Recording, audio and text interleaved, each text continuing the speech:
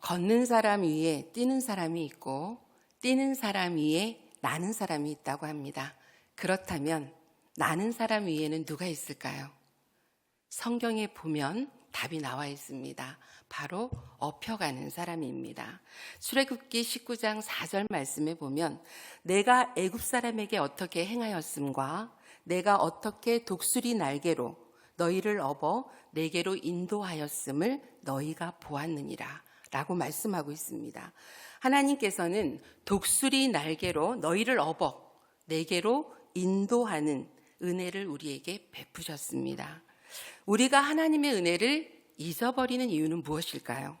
그것은 은혜를 주시는 주체가 누구인지 모르기 때문이며 또 주어진 은혜가 당연하다고 여기기 때문일 것입니다. 은혜는 전적으로 하나님이 베풀어 주시는 것입니다. 그렇다면 우리가 은혜를 기억해야 하는 이유는 무엇일까요?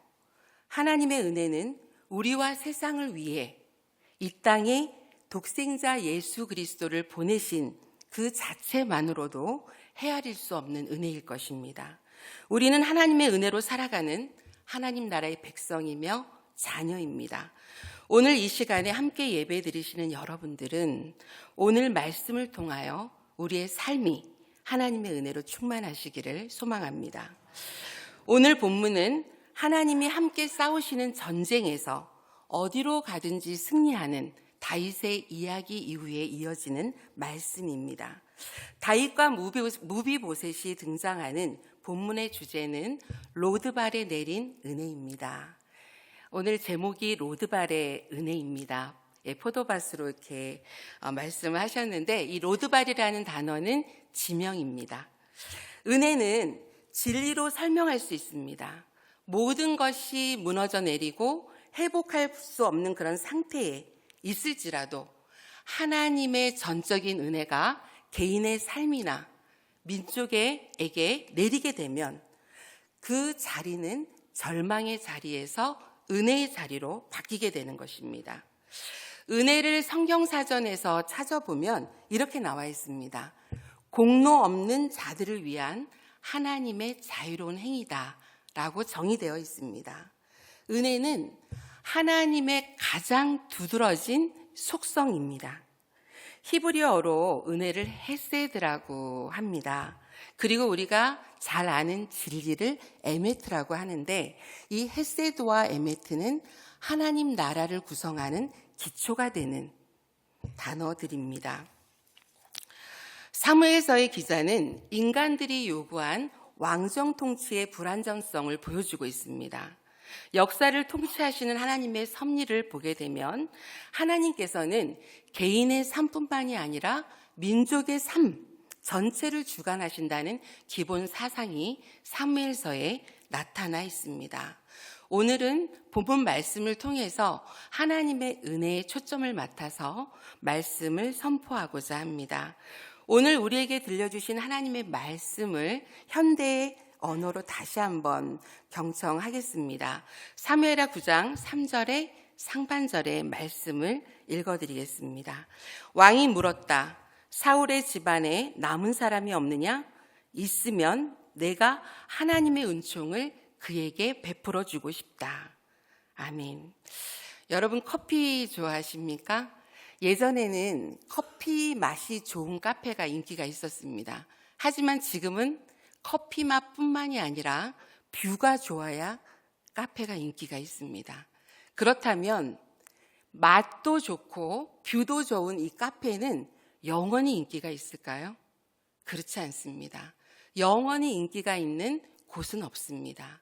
하지만 우리가 머물러야 되는 자리가 있습니다. 그곳은 바로 하나님의 은혜가 머무는 곳, 하나님의 말씀이 선포되는 자리, 찬양과 기도가 넘치는 그 자리가 바로 우리가 머물러야 하는 은혜의 자리입니다. 하나님의 은혜를 안다는 것은 단순히 지식적으로 아는 것만으로는 부족합니다. 다윗이 요나단의 집안을 돌보는 것은 자신의 은혜로 돌보는 것이 아닙니다. 하나님의 은혜는 사람이 사람에게 베푸는 은혜와는 그 가치를 비교할 수 없습니다. 요나단은 죽었지만 다윗과 요나단이 맺은 언약은 죽지 않았습니다. 왜냐하면 다윗과 요나단이 맺은 언약 그 가운데 하나님이 계시기 때문입니다. 하나님의 은혜를 경험하는 자는 영원한 생명으로 나갈 수 있습니다. 에베소서 2장 8절 말씀에 보면 너희는 은혜로 된 것이라 이것은 너희에게서 난 것이 아니요 하나님의 선물이다 라고 말씀하고 있습니다. 은혜라는 말만큼 흔하게 쓰이는 말이 없습니다. 하지만 이 은혜라는 말을 이해하고 적용하는 데는 어려움을 겪는 경우가 많습니다.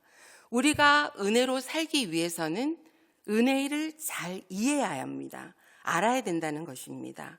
성경 전체에 은혜가 나타나고 있습니다. 은혜는 성경 속 하나의 부수적인 주제가 아니라 예수님의 사역과 메시지에 그 메시지에서 정점을 이루는 일관된 주제입니다. 로드발의 은혜를 기억한다는 것은 어떠한 삶을 말하는 것일까요? 오늘 말씀을 통해서 하나님께서는 다윗과 맺은 언약을 기억하셔서 다윗이 어디로 가든지 승리하게 하셨습니다. 마찬가지로 다윗과 요나단이 맺은 언약을 하나님은 기억나게 하셔서 사울의 집안의 마지막 남은 후손인 무비보셋을 통해서 사울의 집안을 회복시켜 주십니다. 로드발이라는 절망과 좌절의 공간에서 다윗이 있는 예루살렘의 왕궁으로 공간을 옮기신 하나님의 은혜를 통해서 우리는 하나님을 의지하는 자마다 놀라운 은혜의 역사가 일어남을 오늘 본문의 말씀을 통해서 알 수 있습니다. 오늘 세 가지를 말씀을 드릴 건데요. 이 로드발이라는 지명에 대해서 제가 조금 이따 설명을 드릴 텐데 이 로드발의 은혜를 기억하기 위해서 첫 번째로 우리가 기억해야 하는 것은 다윗과 요나단의 언약을 통해 하나님의 은혜를 기억해야 한다는 것입니다. 여기에 하나님의 말씀이 있습니다. 사무엘하 9장 4절 말씀입니다. 우리 같이 한번 읽어볼까요? 시작. 왕이 그에게 말하되 그가 어디 있느냐 하니 시바가 왕께 아뢰되 로드발 암미의 아들 마길의 집에 있나이다 하니라. 아멘. 본문 사무엘하 9장 1절에서 8절에 보면 1절과 3절과 7절에 은총이라는 단어가 3번 나옵니다. 구약 성경에서 은혜와 은총에 해당하는 말은 헤세드, 라함임, 민이라는 헨이라는 단어를 사용하게 되는데요. 이 단어는 고통받는 자에게 베푸시는 사랑, 언약의 사랑이라는 의미를 담고 있습니다. 이렇게 은총을 3번 반복함으로써 하나님의 은혜를 강조하고 있는 것입니다. 본문 4절에 무비보셋이 숨어있던 장소가 로드발입니다. 이 로드발은 요단강 동북쪽에 있는 성읍인데요. 이 뜻이 뭐냐면 로드발의 뜻은 바로 목초가 없는 척박한 땅. 여러분, 목초가 없으면 사람이 살 수 있을까요? 동물이 살 수 있을까요? 그만큼 척박한 땅이 로드발이라는 땅입니다. 하나님께서는 무비보셋이 다윗을 만나기 전에 마길이라는 사람을 통해서 요나단의 아들인 무비보셋을 보호하셨습니다. 오늘 본문에서 하나님께서는 몰락한 사울의 집안의 마지막 남은 왕손인 무비보셋이 로드발에 숨어 지내는 비참한 모습을 드러내십니다. 여러분들이 성경을 통해서 아시는 것처럼 무비보셋은 5살 때 유모랑 도망치다가 이 아이가 떨어지면서 2발을 절개해야 된 그 5살 때부터 2발을 절었으니까 얼마나 힘든 삶을 살았겠습니까? 이렇게 요나단의 언약을 지키려는 다윗의 모습을 통해서 우리는 잃어버린 한 마리 양을 찾는 예수 그리스도를 또 연상하게 됩니다. 하나님께서는 다윗과의 언약을 통해 그에게 은혜를 베푸셨고 자신의 생명처럼 다윗을 사랑했던 요나단의 언약을 이행할 수 있도록 다윗을 인도하셨음을 오늘 본문은 말씀하고 있습니다. 기독교 영성가 헨리 나우에는 자신의 책 거울 너머의 세계라는 책을 통해서 자신의 체험담을 소개합니다. 헨리 나우에는 큰 교통사고를 당하게 됩니다. 그는 병상에서 지금까지 만나지 못했던 성령을 체험하게 됩니다. 그리고 이렇게 이야기합니다. 하나님에 대한 모든 모호함과 불확실함이 흔적도 없이 사라졌다. 병상이라는 인생의 로드발에서 이 나우에는 하나님을 경험했고 새롭게 변화되었습니다. 우리 또한 하나님의 사람으로 인생의 피신처인 로드발이 결코 절망과 좌절의 장소가 아닌 하나님의 은혜를 경험하는 장소가 되도록 간절히 소망해야 합니다. 로드발의 은혜를 기억하기 위한 두 번째로 우리가 기억해야 되는 말씀은 로드발의 삶에서 예루살렘의 삶으로 변화되어야 된다는 것입니다. 여기에 우리에게 주신 하나님의 말씀이 있습니다. 사무엘하 9장 6절 말씀을 우리 같이 한번 읽어보도록 하겠습니다. 시작. 사울의 손자 요나단의 아들 무비보셋이 다윗에게 나와 그 앞에 엎드려 절하매 다윗이 이르되 무비보셋이여 하니 그가 이르기를 보소서 당신의 종이니이다. 아멘. 본문은 로드발에서 척박한 삶을 살아가고 있는 무비보셋이 그 로드발을 탈출하여 다윗이 있는 예루살렘이라는 은혜의 삶으로 변화되는 무비보셋의 상황을 잘 보여주고 있습니다. 그는 유배지와 같은 로드발에서 그의 마음에 하나님의 사랑이나 은혜, 용서 이런 마음이 없었을지도 모릅니다. 하지만 하나님께서는 그곳에서도 무비보셋을 보호하셨습니다. 그리고 아버지 요나단과 다윗의 언약을 통해 하나님의 은혜를 경험하게 하십니다. 하나님의 은혜는 우리가 생각하는 것보다 훨씬 크고 놀랍습니다.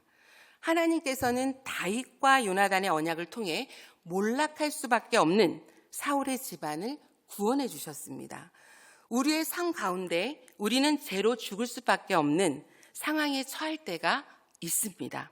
하지만 그때에도 하나님의 은혜를 기억하며 하나님 앞으로 우리가 나가야 하는 것입니다. 우리의 죄를 용서하시고 은혜를 베푸시는 분은 오직 하나님 한 분뿐이기 때문입니다. 6절에서 무비보셋은 드디어 예루살렘에 와서 다윗 왕을 대면합니다. 로드발에서 신분을 숨긴 채 죽은 개처럼 살았던 무비보셋은 마귀를 통해서 다윗을 만나지 못했다면 자신을 자학하면서 자신의 자녀에게까지 로드발의 삶을 살게 했을지도 모릅니다. 어쩌면 자신의 할아버지 사울과 아버지인 요나단의 그 죽음과 몰락한 자신의 가문 때문에 그 원한이 맺혀서 그 죽으심을 대물림 받아서 계속해서 다윗을 원망하며 살았을지도 모릅니다. 하지만 하나님께서는 무비보셋의 삶에 있는 원망과 증오를 기쁨과 또 사랑과 하나님의 은혜로 바꾸어 주셨다는 것입니다. 그것이 바로 로드발을 탈출해서 이 무비보셋이 예루살렘의 삶으로 나가게 된 그 모습을 본문은 보여주고 있습니다. 오늘 6절 말씀의 무비보셋은 다윗을 향해서 겸손하게 이렇게 이야기합니다. 주의 종이 여기 있나이다. 주의 종이 여기 있나이다라는 말씀은 바로 다윗 왕에게 앞으로 충성을 다하겠다는 자신의 마음을 표현한 것입니다. 여러분, 신조어 중에 플로팅 크리스천이라는 말이 있습니다. 플로팅 크리스천 들어보셨는지 모르겠는데요. 이 플로팅이라는 말은 공중에 둥둥 떠 있다라고 하는 그런 단어입니다. 이것은 무슨 말이냐면 어디에 매이지 않고 자유롭게 생활한다는 부정적인 의미가 담겨 있습니다. 플로팅 크리스찬, 뭐죠? 하나님께 매여 있지 않고 자신의 편의대로 자유롭게 신앙생활을 하는 사람을 플로팅 크리스천이라고 합니다. 여러분, 우리가 주님께 붙들려 있지 않다면 우리는 어떻게 될까요? 거친 세상의 파도에 휩쓸리게 될 것입니다. 요한복음 15장 5절 말씀에 보면 나를 떠나서는 너희가 아무것도 할 수 없음이라 이렇게 주님께서 말씀하고 있습니다. 제자들을 향한 주님의 겉면을 우리는 명심해야 할 것입니다. 우리는 하나님의 은혜를 떠나서 살 수 없습니다. 마지막으로 세 번째는 우리가 로드발의 은혜를 기억하는 삶으로 나가기 위해 하나님의 은혜의 절정은 복음의 능력인 예수 그리스도로 이어진다는 것입니다. 여기에 하나님의 말씀이 있습니다. 사무엘하 9장 8절의 말씀을 우리 같이 한번 읽어보겠습니다. 시작. 그가 절하여 이르되 이 종이 무엇이기에 왕께서 죽은 개 같은 나를 돌아보시나이까 하니라. 아멘. 8절의 무비보셋은 지위를 회복시켜준 다윗을 향해서 자기 자신을 죽은 개 같다 라고 표현하고 있습니다. 여러분, 개는 히브리어로 켈레브라고 합니다. 이 켈레브라는 단어는 더럽고 천박한 존재를 의미합니다. 모세 율법에서 이 시체라고 하는 것은 아주 부정한 것으로 취급해서 가까이 가지 못하도록 규정하고 있습니다. 여기서는 이 무비보셋이 자신의 그 모습, 하찮고 비천한 자신의 모습을 다윗 앞에서 아주 겸손과 깊은 감사를 담아서 자신을 죽은 개 같다라고 표현을 하고 있는 것입니다. 하나님께서는 우리가 은혜 안에 살아가기를 원하십니다. 인생의 위기 속에서 우리가 잠시 로드발에 숨어 지낼 수 있습니다. 하지만 하나님께서는 우리에게 두려워 말라라고 우리에게 말씀하고 있습니다. 우리가 로드발에 숨어 있다고 해서 계속 숨어 있으면 안 됩니다. 우리도 로드발에서 나올 수 있어야 합니다. 그래서 밝고 환한 소망이 있는 예루살렘의 삶으로 나와야 하는 것입니다. 구약에 나타난 하나님의 은혜는 신약에서 그 은혜가 절정을 이루게 됩니다. 바로 하나님께서 우리를 위하여 보내주신 예수 그리스도로 이어지기 때문입니다. 자비하신 하나님께서는 자신의 완전한 아들을 우리를 대신해서 희생시킴으로써 우리 죄를 대속해 주셨습니다.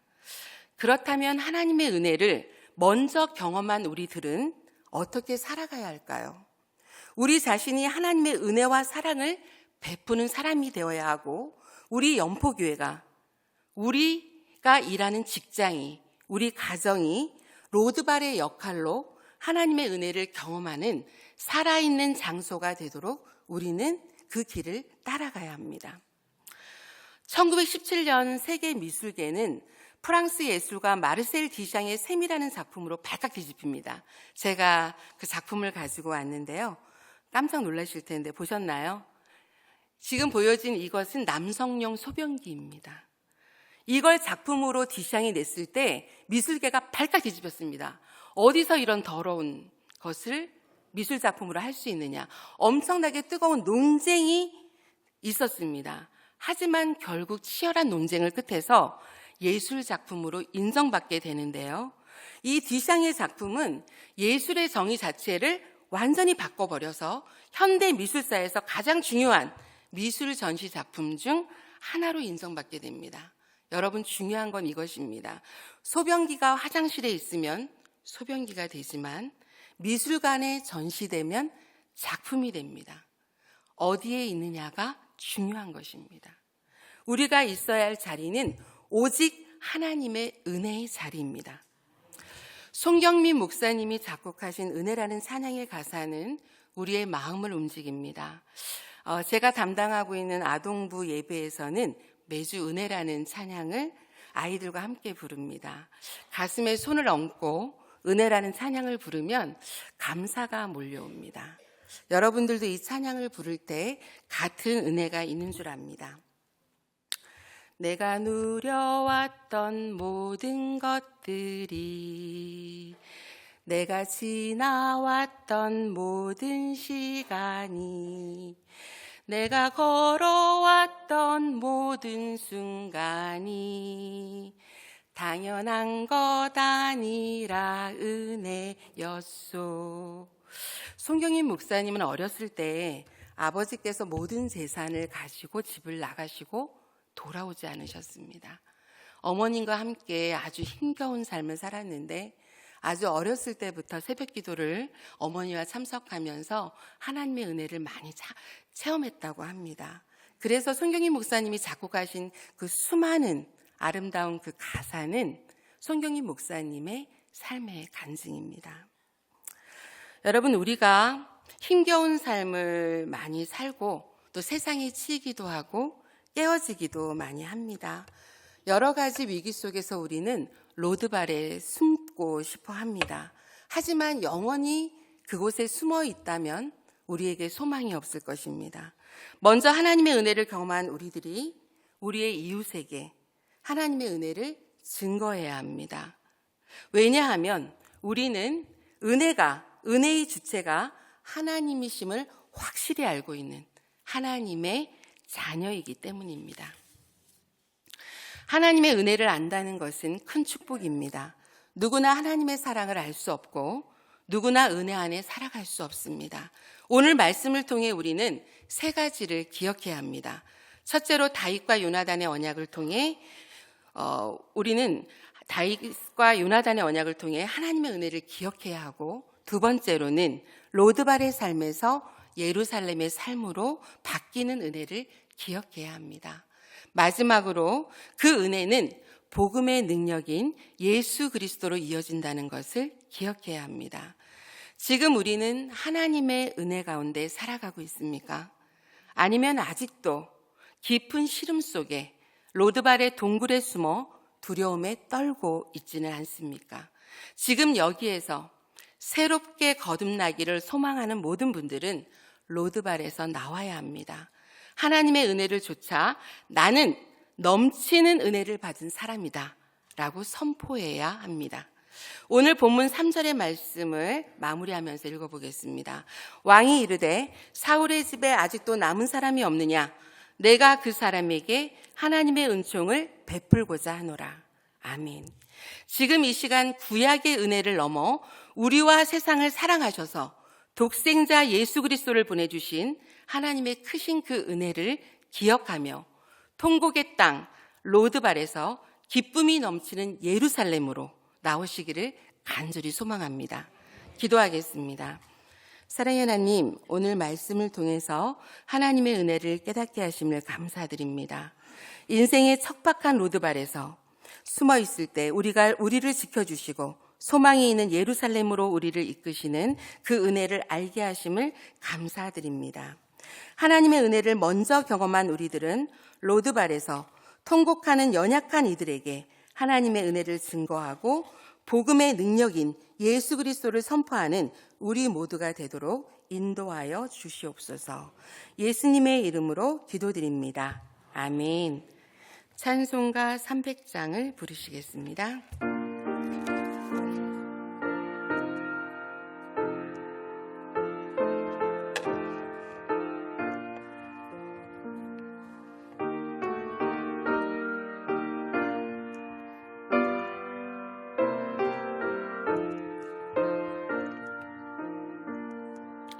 내 맘이 낙심되며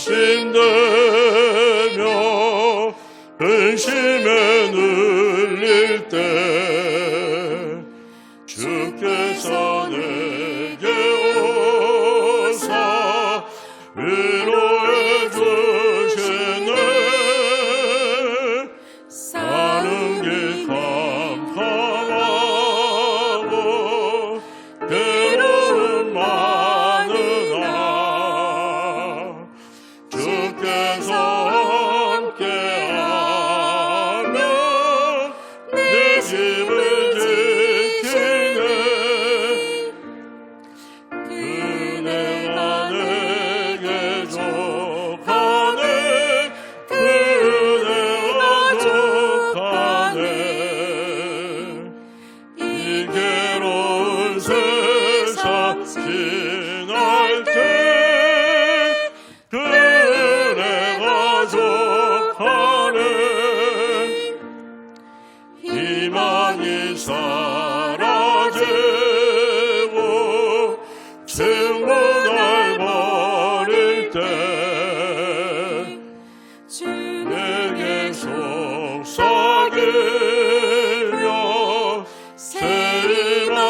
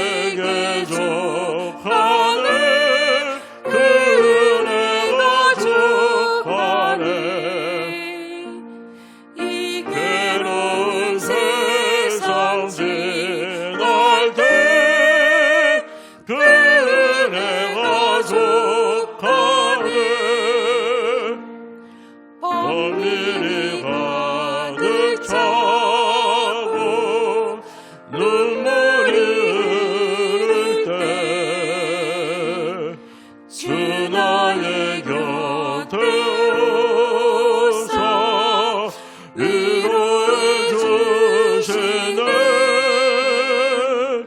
환난이 닥쳐서 어려움 당할 때 주님의 능력이